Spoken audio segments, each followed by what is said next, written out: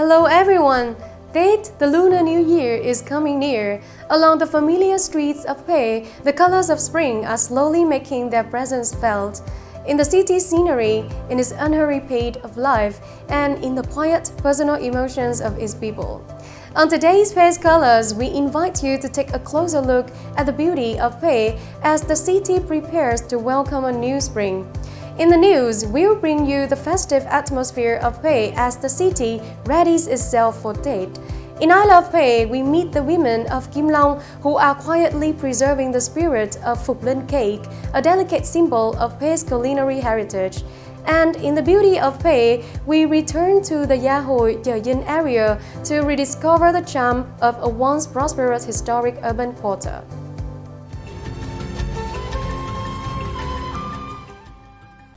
The Lunar New Year of the Horse 2026 is drawing very near, and Huế is gradually taking on a fresh new look in these final days of the year. Across public spaces, alongside carefully tended flowers and green urban landscapes, the New Year mascot installations are nearing completion, bringing a lively and refreshing sense of spring to the city. To welcome the Year of the Horse 2026, Huế has installed 3 major mascot displays at key public locations: the square in front of Quốc học Huế High School, the park in front of the City People's Committee headquarters, and Thương Bạc Park, creating spring highlights along the city's central axis. Featuring the image of the horse, a symbol of resilience, determination, and aspiration, this year's mascot not only enhances the urban landscape, but also conveys a message of confidence and renewed momentum. These vibrant spaces are set to become must-visit destination for residents and visitors alike, offering the perfect backdrop to capture early moments of the new year and to feel the positive transformation of Huế as spring approaches. At the Le Badang Art Center, the art exhibition titled The Horse in the Spring Colors of Bình 2026 has officially opened, offering the public a creative space infused with the spirit of spring. Through the image of the horse, artists conveys fresh emotions and diverse perspectives of nature, people, and contemporary life, setting an inspiring tone for the year ahead. The exhibition features more than 34 paintings and sculptures by 23 artists, presented in a wide range of media, including oil painting, lacquer, acrylic, ceramics, metal, printmaking, and mixed media. Each artwork reflects a unique viewpoint, capturing the artist's creativity and emotional responses to the seasonal transition. Through this exhibition, the Huế Museum of Fine Arts hopes to offer audiences an accessible and inspiring artistic experience in the early days of the new year, while also encouraging Hué's art scene to continue evolving, innovating, and reaching wider audiences. Drawing inspiration from Hué's rich traditional cultural values, many young entrepreneurs have chosen to reinvent souvenirs products so that each item is not only beautiful and practical, but also carries a meaningful cultural story, presented in a way that feels fresh, youthful, and emotionally engaging for visitors. On any journey of discovery, souvenirs are often the last thing travelers choose, not merely as keepsakes to take home, but as a way to preserve a feeling and impressions of a place they have passed through. And when local culture is thoughtfully woven in each product, those memories become clearer, more vivid, and more enduring. As a traveler, I think incorporating cultural elements helps create a strong sense of remembrance. When people look at an item they have bought or recall an experience they had, it brings back the culture of the place they visited. Traditional folk paintings from Sin Village, once familiar on handmade paper, now appear on paper fans, notebooks, and postcards. Classic stick games such as Samhương have been redesigned in a more compact and lively form, making them appealing to young people and visitors alike. Alongside these familiar local specialties, ginger preserves, and traditional sweets presented in modern gift sets, featuring designs and stories that are unmistakably Huế. Having been born and raised in Huế, I deeply understand these cultural values and want to contribute, in my own small way, to bringing them to more people. When cultural values are conveyed through products that are approachable and easy to connect with, more people will come to know and appreciate them. When traditional projects are renewed through entrepreneurial thinking, and when local culture becomes a source of creative inspiration, heritage is carried forward in a distinctly modern way. From this small yet thoughtful efforts, his culture continues to quietly spread, steadily, subtly, and beautifully, on its journey of connection with audiences and visitors near and far. The royal court music of Huế is an art form deeply rooted in the rituals of the imperial court, a symbol of cultural depth and national identity. In the flow of contemporary life, ensuring that these courtly melodies do not fade into the past but continue to be heard, felt, and shared is a quiet yet enduring journey undertaken by dedicated artists who keep the flame of heritage alive, bringing the royal court music closer to today's audiences. Recognized in 2003 as a representative intangible cultural heritage of humanity, the royal court music of Huế is more than ceremonial court music. It is a refined synthesis of aesthetic thought, ritual practice, and life philosophy from the Nhấn dynasty.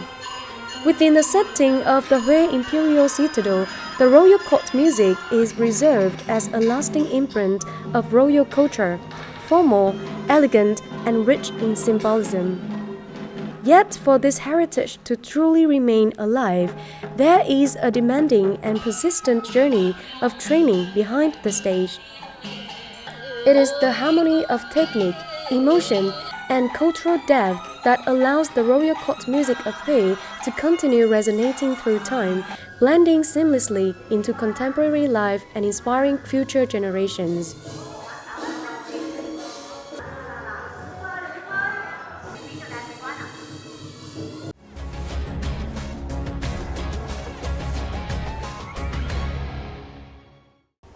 In the small kitchens of Huế, there are traditional flavors that have been preserved through the hands and the devotion of Huế women.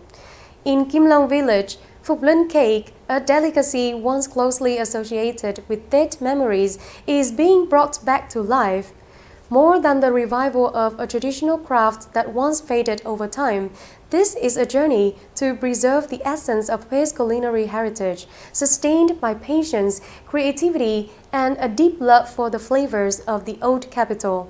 In today's I Love Huế, we invite you to meet the women of Kim Long, those who quietly keep the soul of Phục Linh cake alive, so that a treasured culinary tradition of Huế can continue to be passed down through generations.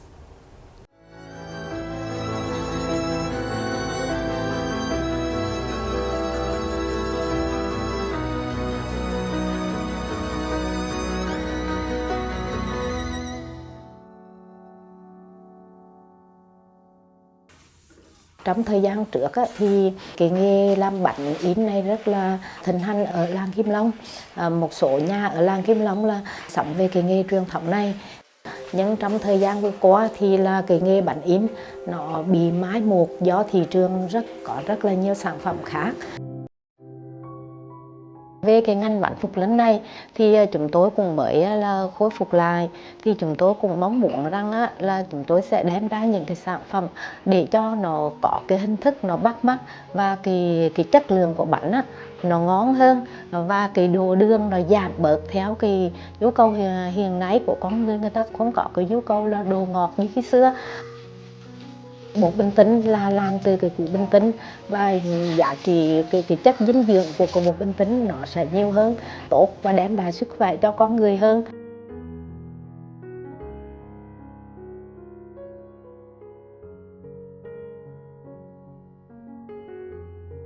Khi mình ăn cái bánh bột bình tinh vào vô trong miệng là nó tự tan chứ mình không phải nhai.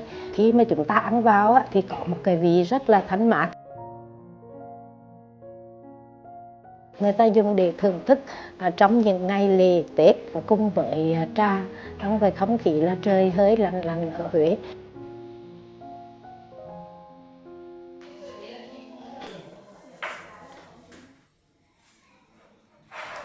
Tôi làm công việc này được 30 năm rồi, từ ngày tôi còn con gái.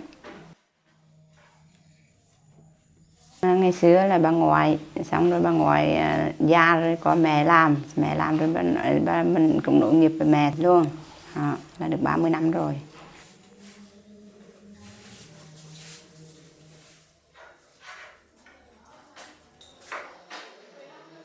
Mẹ dạy mình thì mình bắt đầu làm là mình giống mới học vào nghề, là mình phải học hỏi mẹ từng cái, nó giống nấu đường rồi rang bột, rồi mình bắt đầu mà làm. Mới tập làm hơi nhiều lắm, nói chung là có cái sự vốn rồi mà được như đây.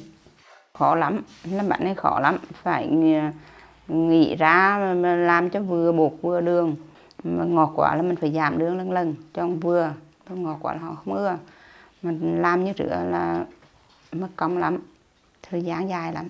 Từ khi mình bắt đầu làm mà mình giảm độ đường là tới khi mình làm thành phải cả tháng mà xong được bánh như mong muốn của mình.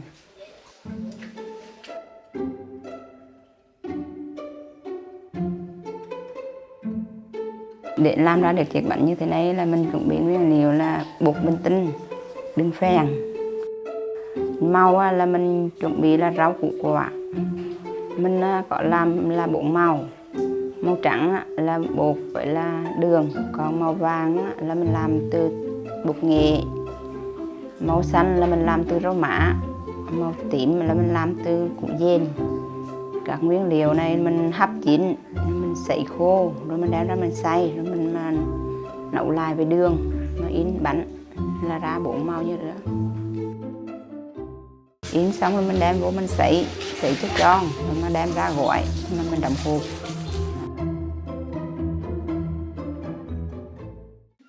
Một ngày mình làm khoảng 1000 cái. Nói chung mình tiêu thụ ở Huế mình đây cũng có, nhưng mà người ta làm quà họ đi xa.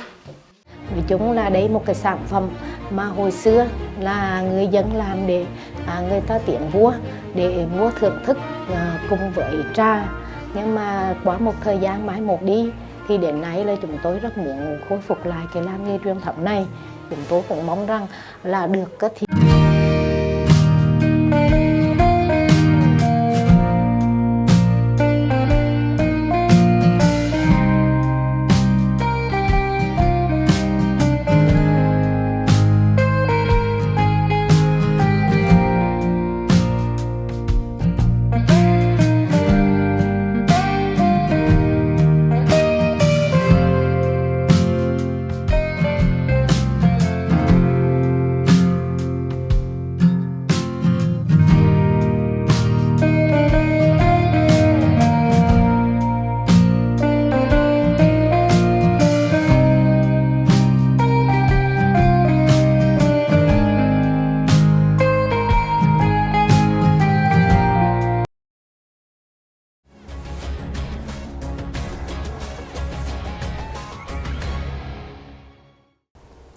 Once a bustling commercial hub of the imperial capital under the Nhấn dynasty, Yahui Quarter took shape and flourished thanks to its unique location, close to the citadel, close to the marketplace, and close to the river, where waterways and urban life converged. Today, amid the passage of time and the pressures of urbanization, Yahui Old Quarter remains quiet and contemplative, like an enduring imprint of the former imperial city. In the beauty of Huế, we return to Yahui Yeyin to rediscover the charm of a once prosperous historic urban area, now facing the challenge of preservation and revival.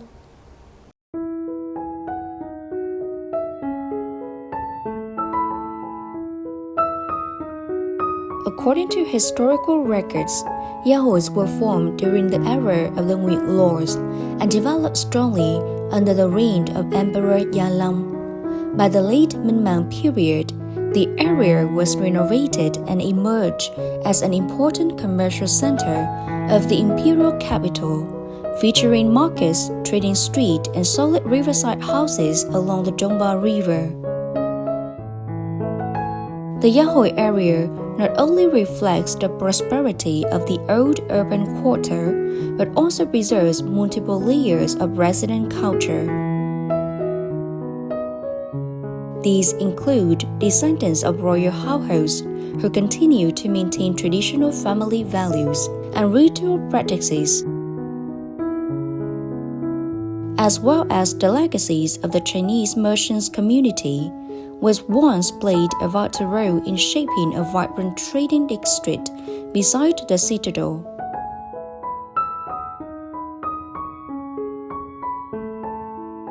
Today, under the pressure of urbanization, many architectural values and cultural spaces of Yahui Old Quarter are gradually being altered. Preservation and sensitive development are not merely about saving an old neighborhood, but about safeguarding the memory of his historic urban life, an essential part of the identity of this heritage city.